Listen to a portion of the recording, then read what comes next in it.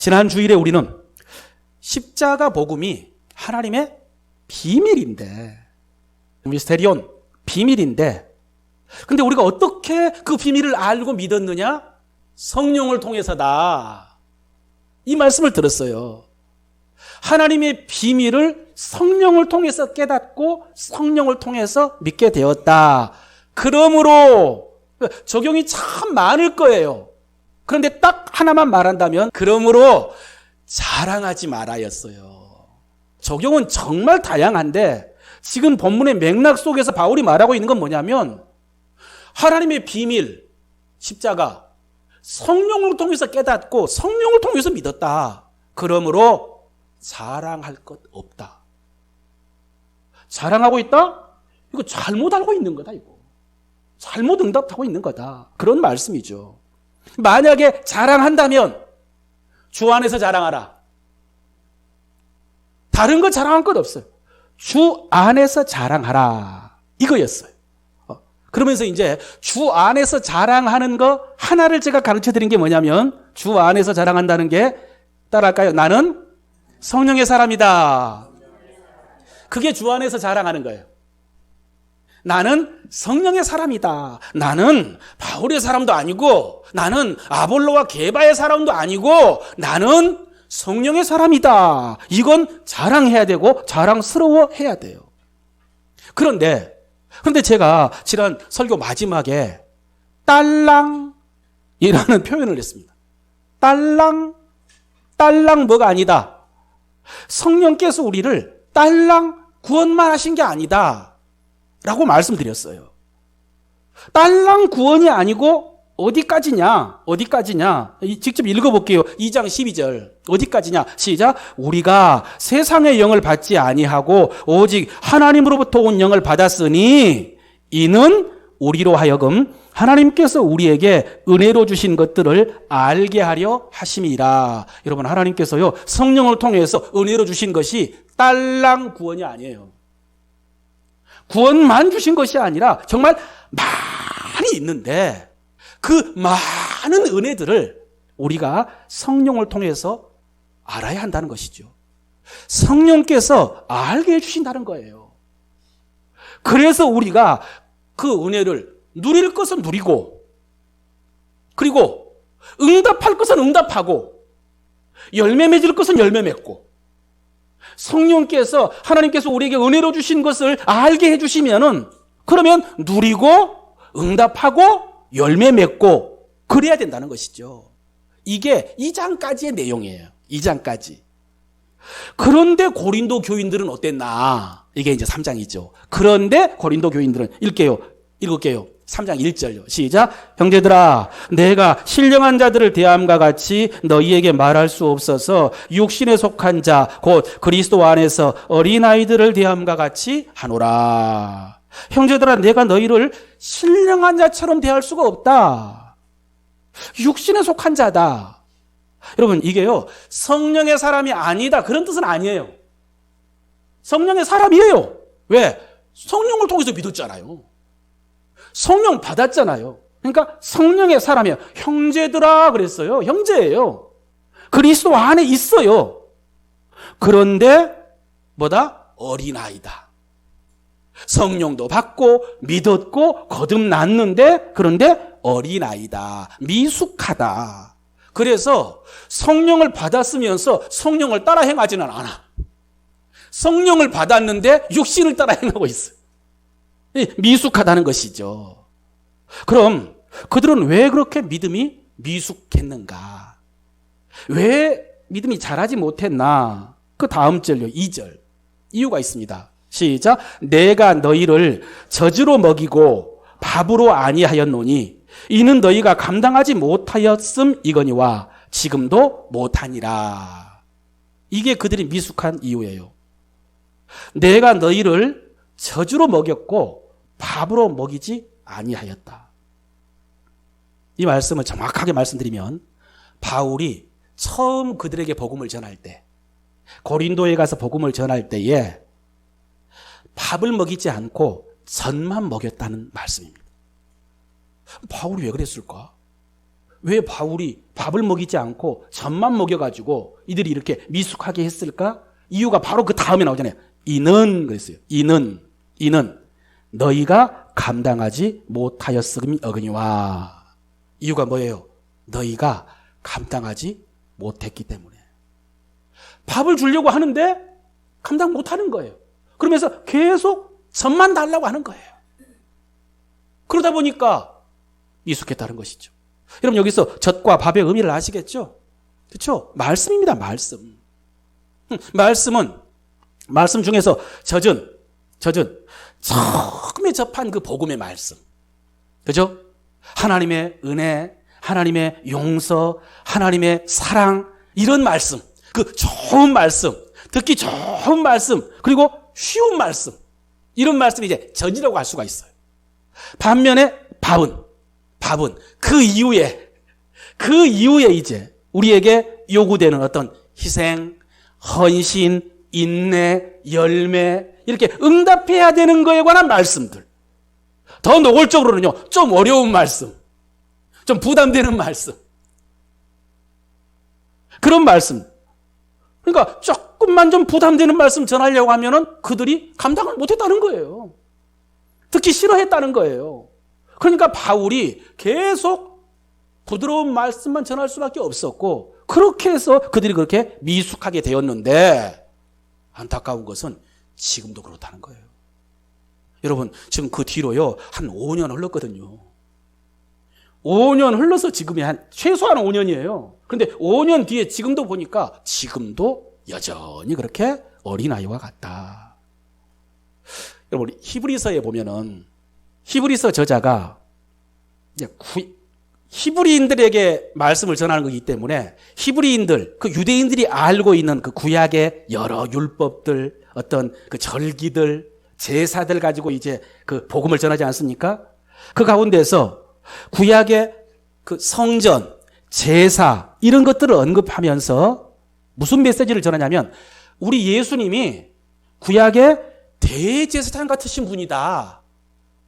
대제사장보다 더 훌륭한 분이다. 라는 말씀을 전하고 있었어요. 그런데 걸리는 게 뭐가 있냐면, 여러분, 대제사장은 레위지파 중에서도 아론의 후손들만 제사장이 될 수가 있어요.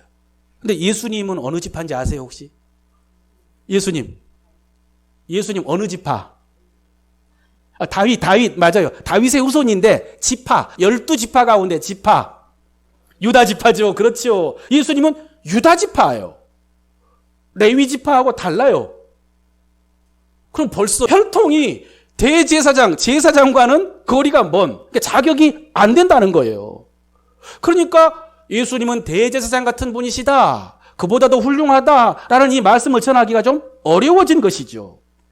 그런데 성경에 보면은 레위 지파, 아론의 조상이 누구냐면 야곱의 아들 레위예요. 레위. 그 레위의 후손들이 레위 지파가 된 것이고, 거기서 아론의 집안이 나왔단 말이죠. 그런데 그 레위가 태어나기도 전에 레위의 아버지는 야곱이고, 야곱의 아버지는 이삭이고, 이삭의 아버지는 아브라함이에요.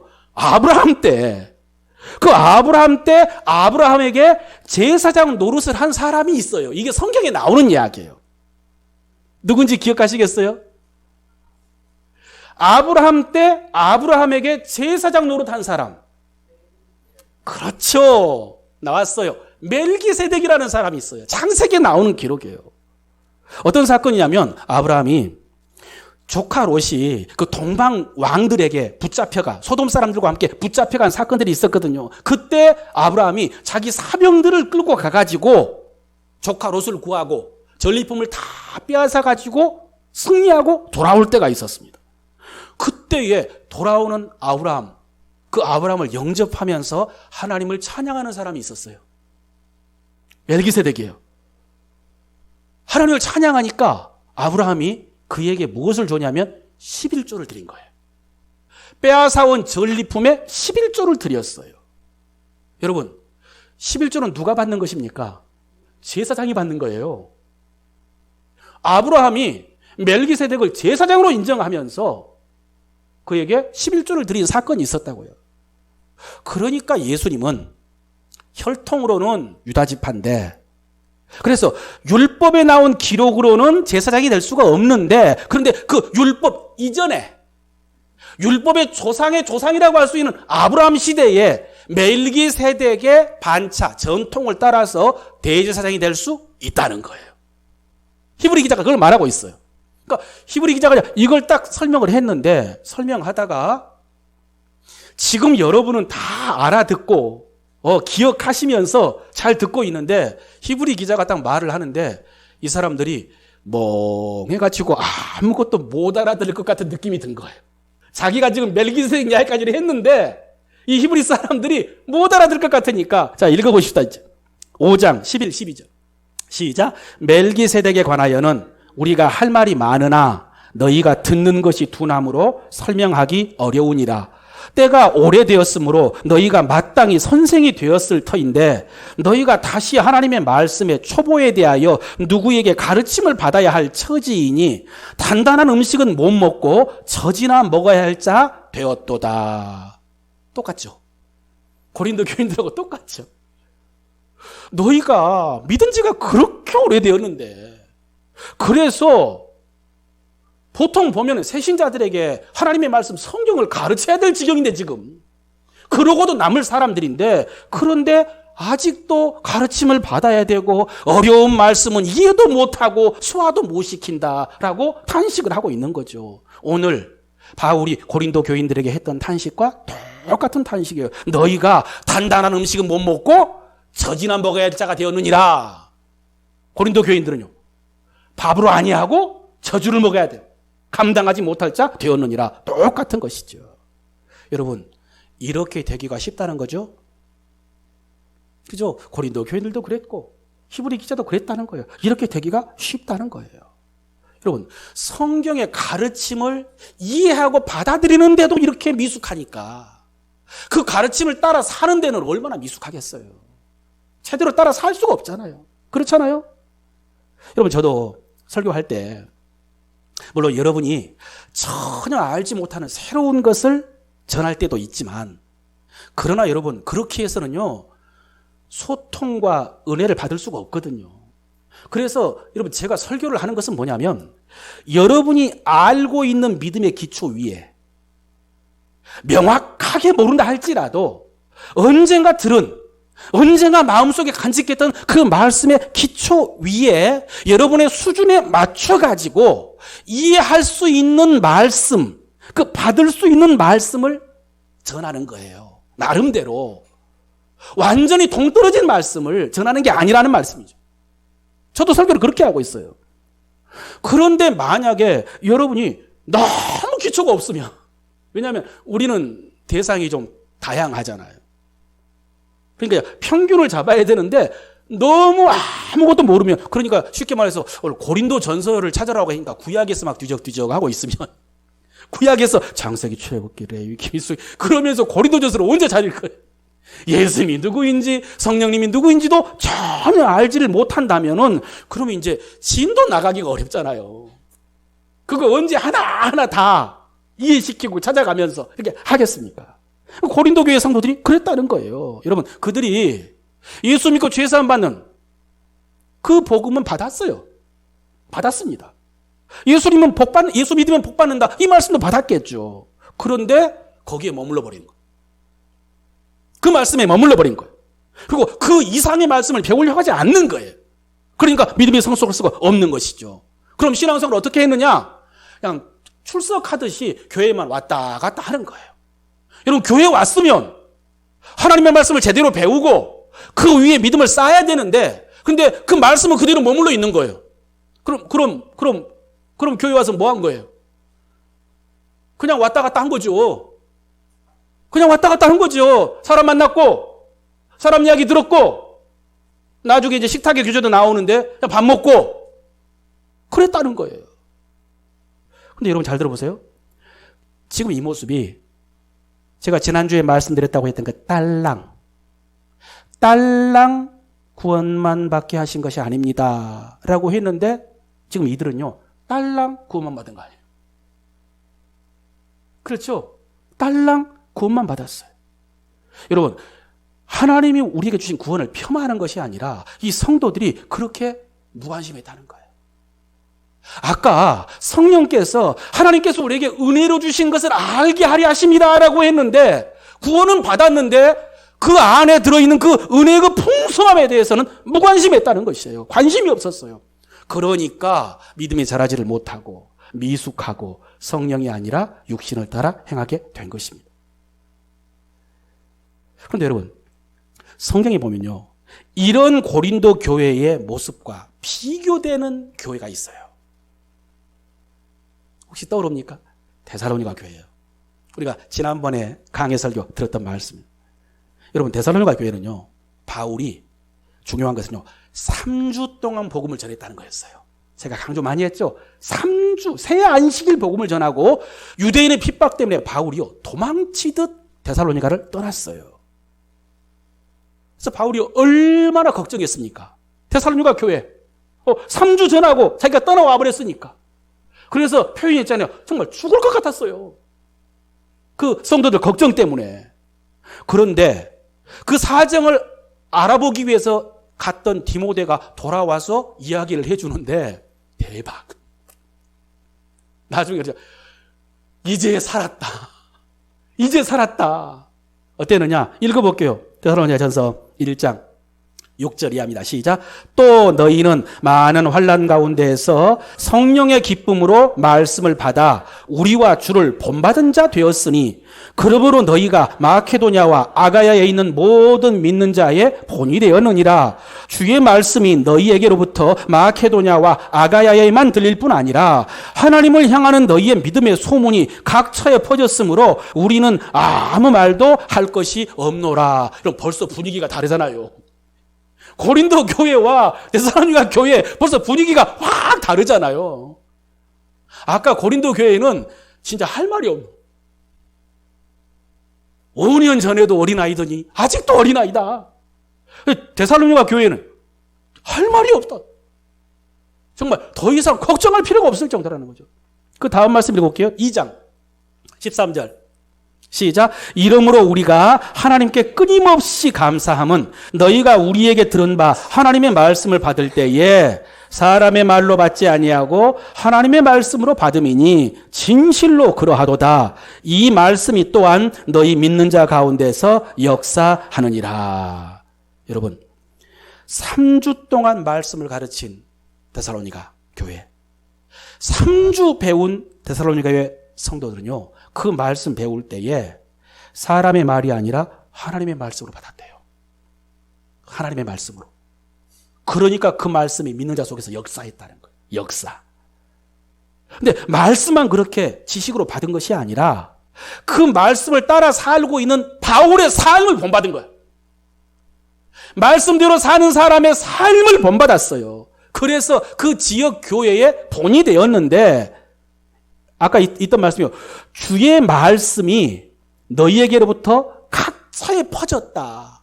주의 말씀이 너희에게로부터 각처에 퍼졌다는 것은요, 그들이 가서 막 말씀을 전하면서 복음 전했다 이런 것이 아니라 그 말씀으로 인한 역사의 소문, 말씀을 받은 성도들의 삶에 대한 그 소문들이 각처에 퍼졌다는 거.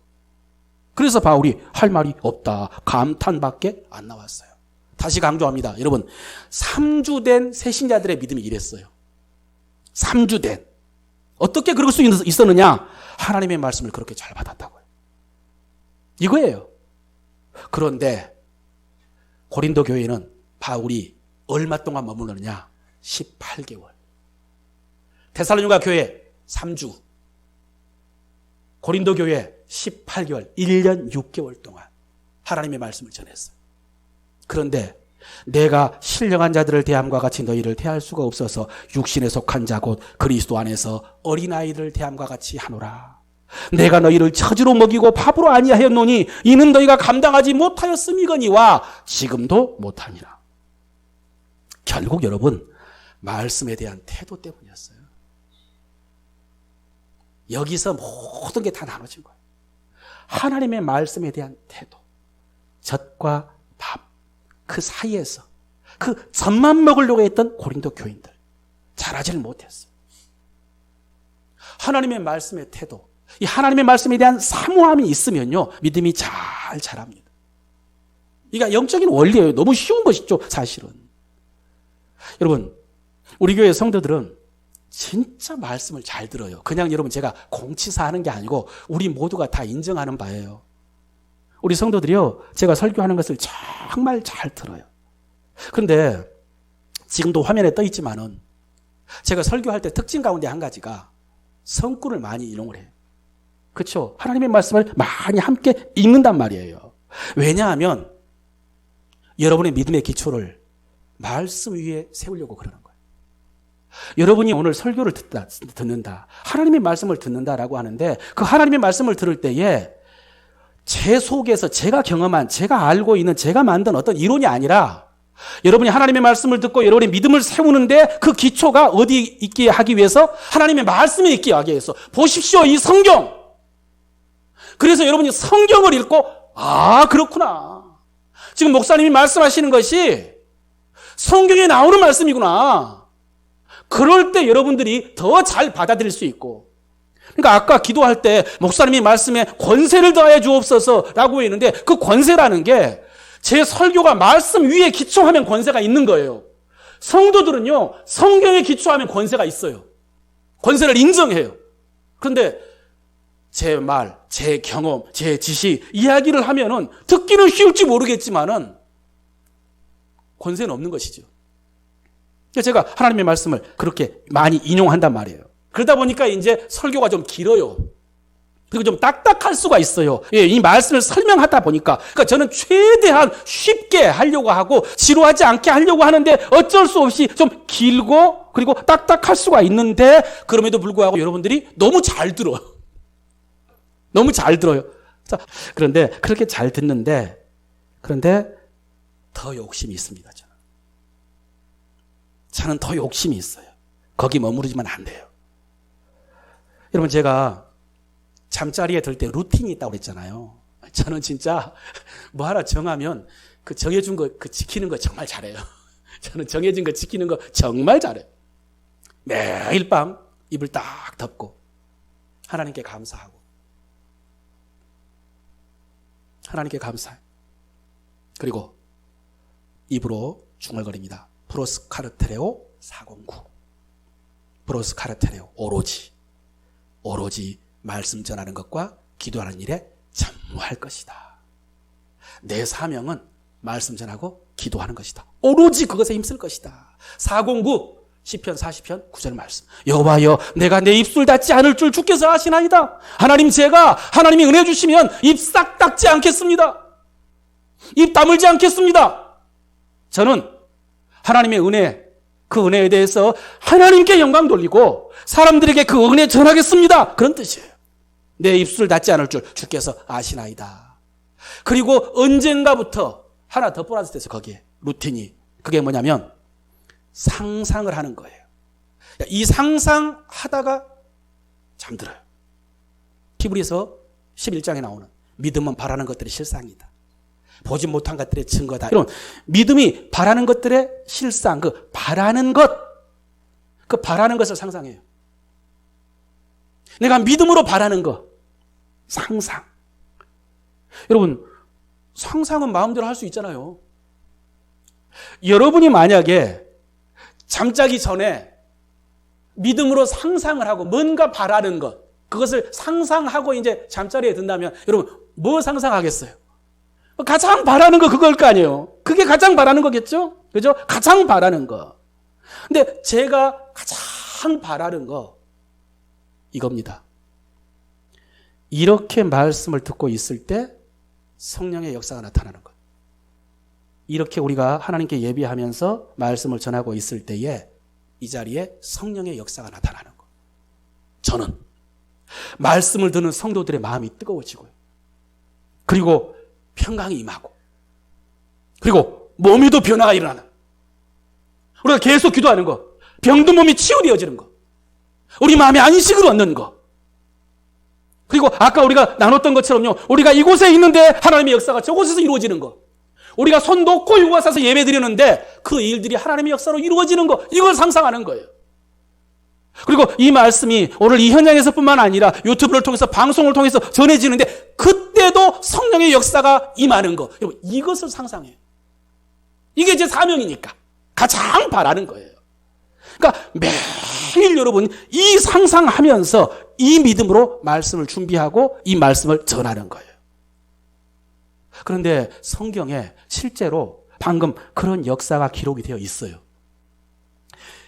예배드리고 말씀 듣고 있는데 성령의 역사가 나타나는 거. 기억하세요? 사도행전 10장에 보면은 로마 백부장 고넬료, 그 고넬료가 하나님의 사자의 명령을 따라서 베드로를 청했어요. 예? 요바에 있는 베드로를 청하라. 거기서 말씀을 들으라고 했거든요. 그래서 청했습니다. 베드로는 이방인이라서 가서는 안 되는데, 그런데 성령께서 똑같은 환상 3번을 통해서 따라가라라고 하셨기 때문에 그 계시를 받고 따라갔어요. 갔더니 고넬료가 친척들과 친구들을 다 모아놓고 기다렸어요. 그러면서 그때 했던 말, 자 읽어볼게요. 10장 33절 하반절입니다. 시작. 다시 시작. 이제 우리는 주께서 당신에게 명하신 모든 것을 듣고자 하여 다 하나님 앞에 있나이다. 어디 앞에 서 있다? 하나님 앞에 있나이다. 이렇게 준비하고 있었어요. 그래서 베드로가 하나님의 인도하심구나 라고 해서 하나님의 말씀 복음을 전했거든요. 자, 결과 보십시다. 44절부터 시작. 베드로가 이 말을 할 때에 성령이 말씀을 듣는 모든 사람들에게 내려오니 베드로와 함께 온 할례 받은 신자들이 이방인들에게도 성령 부어주심으로 말미암아 놀라니 이는 방언을 말하며 하나님 높임을 들음이러라. 할렐루야. 제가 바라는 거예요. 제가 상상하는 거. 제가 믿음으로 상상하는 거예요. 사랑하는 성도 여러분, 이 믿음으로 여러분도 말씀을 받으시기를 바랍니다. 이 믿음의 역사, 말씀의 역사, 성령의 역사가 우리 가운데도 나타날 줄로 믿습니다. 믿습니다. 그런데 이 역사가 실제로 나타나기 위해서 필요한 것이 있어요. 필요한 것. 히브리서 4장 2절 읽어보기. 시작. 그들과 같이 우리도 복음 전함을 받은 자들이나 들은 바 그 말씀이 그들에게 유익하지 못한 것은 듣는 자가 믿음과 결부시키지 아니함이니라. 우리가 그런 역사를 기대하고 있는데 그런 역사가 나타나지 않는 것에 대해서 말하고 있는 거예요. 왜 그런 역사가 나타나지 않느냐? 그들이 말씀을 들을 때에 무엇으로 결부하지 않는다? 믿음으로 결부하지 않는다. 그러니까 믿음으로 받지 않는다는 거예요. 믿음으로. 모르겠어요. 귀로는 잘 들었는지 마음으로는 잘 받았는지 모르겠어요. 그런데 믿음으로 받지는 않았다는 거예요. 믿음은 없었다는 거예요. 알아들었으면 다행.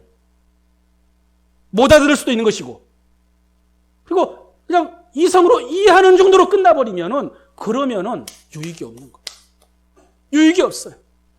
어떻게 받아야 된다? 믿음으로 받아야 돼요. 믿음으로. 여러분 그렇습니다. 말씀은 믿음으로 받는 거예요. 따라할까요? 사모함을 넘어 믿음으로. 예. 제가 바라는 것은 사모함이 얼마나 좋습니까? 그죠? 근데 거기에 머무르면 안 돼요. 그걸 넘어서 믿음으로 아멘 하면서 그 말씀 앞에 그 말씀을 받고 그 말씀 앞에 맡기는 거예요. 여러분, 말씀을 믿음으로 받는다는 것은요, 내 생각 내려놓는 것입니다. 여러분이 지금까지 인생 살아오면서 배우고 경험했던 지식들이 있어요. 정말 견고합니다. 단단합니다. 감각 지식이라고 그랬잖아요. 예? 정말 두껍습니다. 그 생각들, 그 감정들, 그것이 내 가치관이 됐을 수도 있어요. 가치관. 그런데 말씀을 믿음으로 받는다는 것은 그것을 내려놓는 거예요. 그리고 말씀을 받는 거예요. 사랑하는 성도 여러분, 말씀과 성령의 역사를 제한하지 마십시오. 여러분의 수준으로. 여러분의 지식과 여러분의 경험으로 제한하지 마세요. 여러분이 이해할 수 있고 받아들일 수 있는 것만 그러면 안 돼요. 진짜 말씀을 분별해야 돼요. 우리가 제한하지 않고 순종하면서 받아들일 때에 그때에 그 성경에 기록된 그 역사 오늘 우리를 통해서 이루실 줄로 믿습니다. 동일하게 이루실 거예요. 여러분 작년에 지난주에 제가 들었던 간증이에요. 직접 본인으로부터 들었어요. 작년 7월 13일에 슈프레자 시톨이라는 분이 미국 LA에서 말씀을 전하고 있었어요. 큰 집회에서. LA 한인들과 연합하는 그런 집회였대요. 그래서 말씀을 전하는데 그런데 설교를 하고 있는데 본인이 샘이라고 하는 한국인 목사님이 설교 중에 손을 들었어요. 설교하고 있는데 강사가 설교하고 있는데 손을 들었대요. 여러분 아무리 미국이라고 하지만은 목사님이 설교하고 있는데 설교 중간에 손을 들어서 목사님이 설교 중간에 손을 들어가지고 이 설교를 중단시키는 여러분 그런 일들은 절대로 쉬운 일은 아니죠. 그럼에도 불구하고 그분이 손을 들어가지고 설교자에게 무엇을 요청했냐면 목사님 이 시간에 우리가 도널드 트럼프 후보를 위해서 기도했으면 좋겠습니다. 여러분 이제 당시 이제 미국 분위기는 우리가 좀 다르니까 거기 이제 복음주의 교회다라고 해서 그를 위해서 이제 기도하는 거예요. 그러니까 이 설교했던 슈프레자 시톨 목사님이 아무렇지도 않게 그 요청을 받아들여가지고 뭐 기분 나쁘지도 않고 이 시간 도널드 트럼프를 위해서 우리가 함께 기도하십시다 라고 하면서 통성으로 기도를 했어요. 다 함께 기도한 다음에 설교를 계속하고 예배를 마쳤는데 그로부터 1시간 후에 집회가 끝난 다음이죠. 그 시간에 트럼프를 노리고 있던 총알이 그의 귀를 스치고 지나갔다는 뉴스를 예배가 끝난 다음에 들은 거예요. 그러니 여러분 거기 참석자들이 설교했던 이 목사님이 소름이 안 끼치겠어요. 소름이 안 끼치겠어요. 다시 오늘 기사를 찾아봤더니요 150m였대요. 150m 거리가. 거기서 이 암살범이 트럼프를 향해서 총구를 겨누고 있을 때에 그 시간에 성령님께서 한인 목사님 샘 목사님을 통해서 그를 위해서 기도하라라는 감동을 주셨고 설교하고 있는 목사님에게 요청했을 때에 목사님이 그 요청을 받아들여서 함께 통성함으로 물론 여러분 이거 하나뿐이겠어요? 더 많은 사람들이 알지 못하는 가운데 기도했을 수가 있는 것이죠. 사실 그 전에 4개월 전에 브랜든 빅스 목사님이 트럼프에 대한 암살 시도가 있을 것이고 총알이 그의 오른쪽 귀를 스치는 것을 환상으로 보았다는 것을 4개월 전에 유튜브에 올린 게 있어요. 그때는 아무도 관심을 갖지 않았죠. 그런데 나중에 사건이 일어난 다음에 돌아가서 보니까 너무나 똑같은 거죠. 오른쪽 귀를 스쳐서 그의 고막을 손상할 것이다. 이런 일이요. 유명한 사건이죠. 여러분 여기서 중요한 것은 성령께서 우리를 통해서 이런 일을 하신다는 사실이에요. 이게 하나님의 말씀이에요. 제가 그 사건을 말씀드리는 것이 아니라 우리가 드려야 될 말씀은 이 말씀이에요. 성령께서는요 우리를 통해서 이런 일을 하신다는 거예요. 우리는 이런 존재고 우리 안에 계신 성령님은 이런 분이라는 거예요. 이거 말씀드리는 거예요. 여러분 지금 바울이 우리가 십자가 복음을 성령을 통해서 깨닫게 되었다라고 했잖아요. 그죠? 성령을 통해서 깨닫고 믿게 되었다. 근데 여러분 그 지식 가르쳐 주려고 그거 말한 거 아니에요. 어떻게 믿게 되었어? 성령을 통해서 믿게 되었대. 여러분 그 지식 가르쳐 주는 것이 아니라 그렇게 해서 예수를 믿은 우리는 그런 성령을 모신 성령의 사람이라는 거예요. 예? 우리는 그렇게 특별한 존재라는 거예요. 우리는 그렇게 특별한 사역을 할 수 있는 존재이고 해야 된다는 거예요. 근데 우리는 그렇게 특별한 존재인데 근데 고린도 교인들은 어떻게 살고 있느냐? 사람들 추종하는 그 모임에 가가지고 쓸데없는 말 하면서 교회에 분란만 일으키고 살고 있다. 이 말씀이잖아요 지금. 우리가 어떤 존재인데 우리 안에 계신 성령님은 어떤 분인데 그 성령을 통해서 우리가 어떤 일을 해야 되는데 그런데 사람을 추종하는 모임에 가가지고 거기서 이러쿵 저러쿵 하면서 평가하면서 교회를 나누고 있는 그런 일을 하고 있냐 이거죠. 이 말씀의 논리예요. 자 15, 16절 읽어볼게요. 2장이에요. 시작. 신령한 자는 모든 것을 판단하나 자기는 아무에게도 판단을 받지 아니하느니 누가 주의 마음을 알아서 주를 가르치겠느냐? 그러나 우리가 그리스도의 마음을 가졌느니라. 신령한 자는, 여러분, 이 신령한 자가요, 어떤 특별한 사람이 아니라 우리들입니다. 우리들을 가리키는 거예요. 예수 믿는 우리, 성령 받은 우리가 신령한 자예요, 신령한 자. 여러분, 그 신령한 자가 모든 것을 판단하나 자기는 아무에게도 판단받지 않는다라고 하니까 그렇게 뭐 마음대로 판단하라, 그런 말씀은 아니겠죠.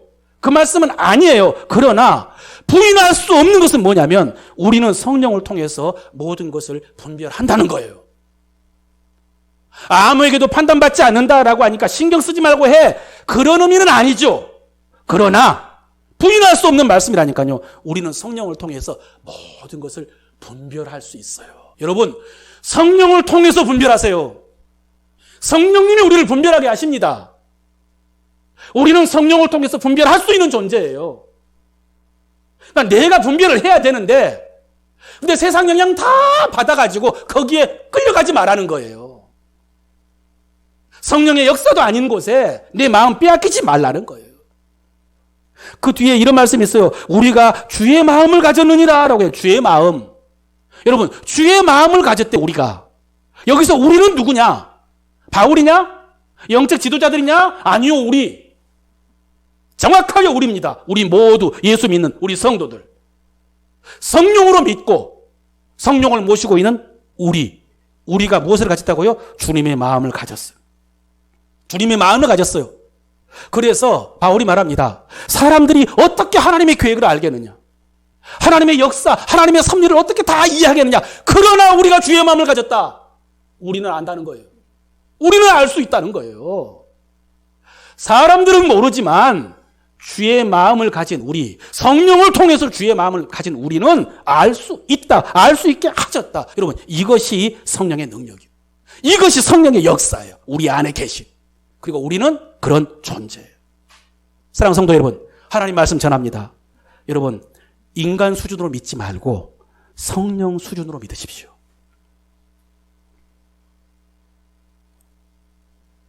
여러분의 지식으로 믿지 말고 하나님의 말씀을 따라 믿으세요. 그래서 육에 속한 사람들처럼 내 이성으로만 살지 말고 내 능력으로만 살지 말고 정말 성령의 사람, 신령한 사람처럼요, 성령의 지혜와 성령의 능력으로 사십시오. 그거예요. 그게 우리의 모습이어야 되는 거예요. 그게 제가 바라는 것이고요. 이를 위해서 우리가 해야 될 일은 무엇이냐? 우리가 앞서 말씀드린 거죠. 하나님의 말씀을 사모하는 것입니다. 이렇게 연결되는 거예요. 예. 이를 위해서 우리가 어떻게 해야 된다? 하나님의 말씀을 사모해야 한다. 저제 머무르면 안 돼요. 그 말씀만 들으려고 해서는 안 됩니다. 진짜 하나님의 말씀을 깊이 묵상하고, 그리고 믿음으로 받고 내 건 내려놓고 말씀을 수용하고 순종하는 것입니다. 왜냐하면 성령께서는 말씀을 통해서 역사하시거든요. 아멘. 성령께서는 말씀의 매개가 필요합니다. 여러분, 그냥 성령께서 역사하실 것 같지만요, 성령은 말씀의 매개가 필요해요. 그래서 우리가 그 말씀을 그렇게 사모해야 되고, 그리고 믿음으로 받아야 되는 것이고 순종하는 거예요. 그럴 때 성령께서 그 말씀과 함께 역사하실 거예요. 우리가 하나님의 말씀으로 충만할 때에 하나님의 깊은 것을 통달하게 하십니다. 여러분, 말씀드렸어요. 그러니까 이제는 이 말씀을 매개로 해서 성령의 능력으로 좀 분별하세요. 땅의 일, 하늘의 일, 내 일, 하나님의 일들을 좀 분별하시기를 바랍니다. 그렇게 해서 여러분의 신앙 속에, 여러분의 삶 속에, 우리 교회 속에 말씀의 역사, 성령의 역사가 풍성하게 열매 맺어지기를 주의 이름으로 축원합니다.